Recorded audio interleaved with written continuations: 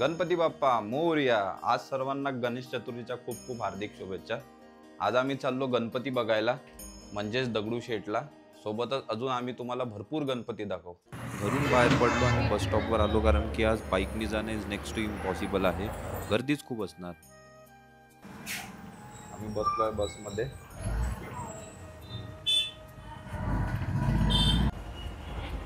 पुण्याची बस बापरे इतकी खाली कधीच नसते. आज गणपती असल्यामुळे लोक सगळे गणपती बघायला की आपापल्या घरच्या गणपतीसाठी घरीच असतील. पहिला पथक आपण अलका चौकात बघत आहोत. खूप जोरदार ढोल ताशा आणि बँड वाजत आहे. फार मजा येत आहे. ही मजा पहिल्यांदा पुण्यामध्ये बघत आहोत.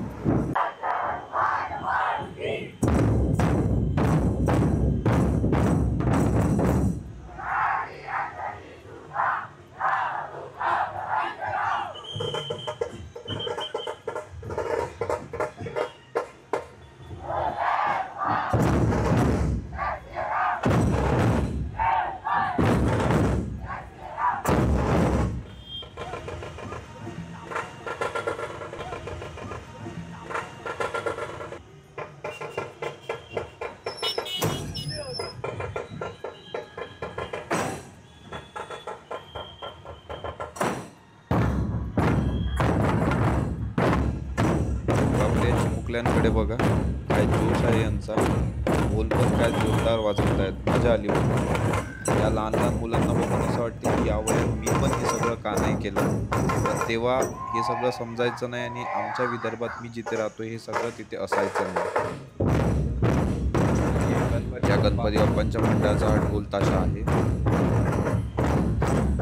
आपल्या विदर्भात पण हा माहोल असतो, पण मी पण पुण्यामध्ये पहिल्यांदाच हे सगळं बघतोय आणि फार मजा येते. अजून तुम्हाला दाखवतो पुढे काय काय दिसतं. आमच्यासोबत अशी गंमत झाली की आम्ही पथक बघायला आलो आणि आम्हाला इथे कुठे काहीच दिसत नाही. सगळं शांत शांत आहे. फायनली एक पथक दिसला, तुम्हाला पण दाखवतो.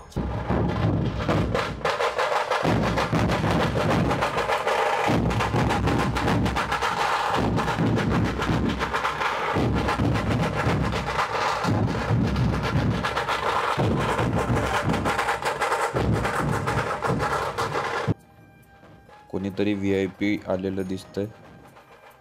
कुठला मंत्री पण असू शकतो किंवा एकात कुठला ॲक्टर पण असू शकतो मराठी.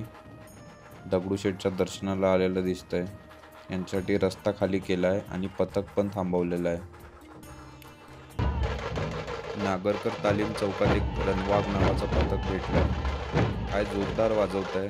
अंगाला काटे आले बघून, कारण की त्यांचा जोश बघून आणि तो शेंद्री झेंडा बघून असं वाटतं की आपण महाराष्ट्रात आहोत आणि फार चांगल्या जागेवर आहोत, जिथे देवाचं पावन आहे आणि एवढं जोरदार मनोरंजनसुद्धा आहे.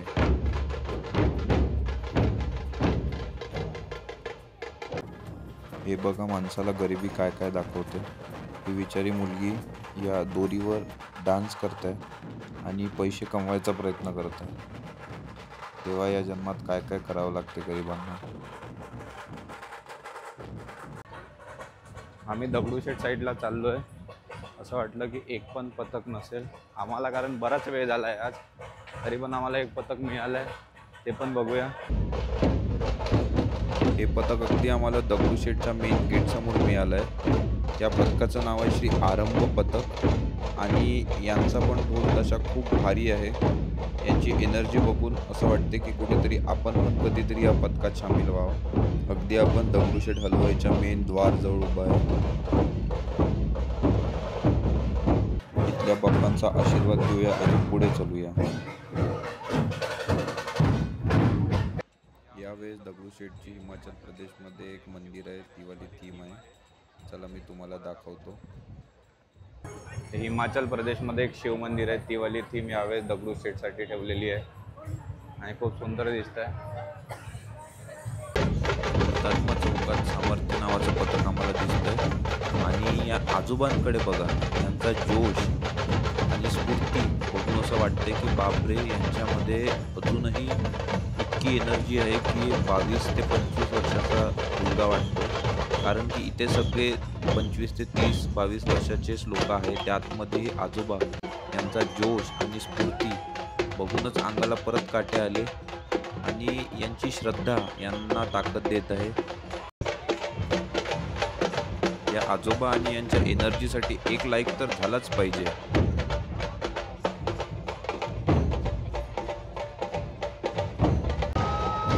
बापरे, लोकांचा जोश बघा. पाऊस लागलेला आहे इथे, पण लोकांना काही हे नाही आहे. चालेल, ओलं झालं तरी चालेल, पण जोश असा आहे, मज्जा करायची आहे, नाचायचं आहे.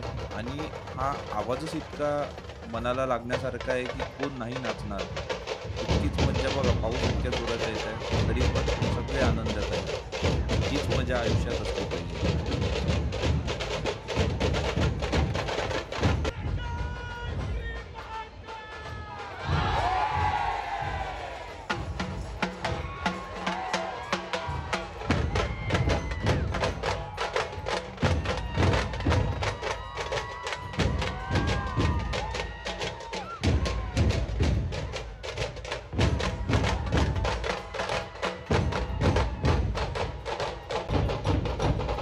गणनाथ या पथकाचं नाव आहे. अगदी दगडूशेठ यांच्या समोरच हे पथक वाचतंय आणि तिथे गणपती बाप्पा सुद्धा आहेत पुढे, त्यांचं पण दर्शन होतं.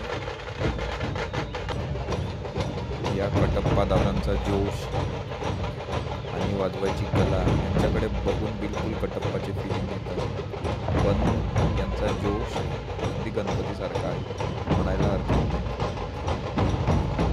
इतके सारे शेंद्री झेंडे, ते पण मंदिरासमोर. दृश्य खूप सुंदर आहे. चिंकी इथे निंबू पाणी प्यायला थांबली आहे.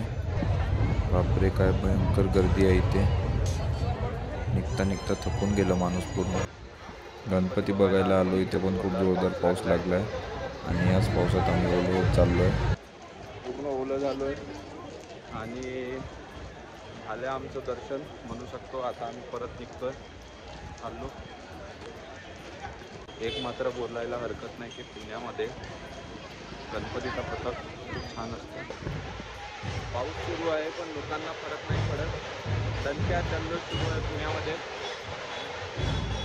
मला दाखवतो.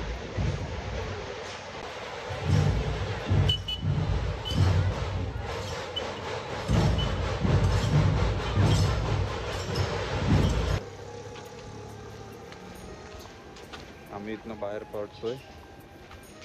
ढोल ताशे सगळं बघितले, पूर्ण पथक बघितले. आता बसकडे चालतोय. बसमध्ये बसून घरी जाऊ, शांतपणे आराम करू, जेवण करू. आजसाठी बस इतकंच. तर चला, उद्या भेटूया. Bye bye.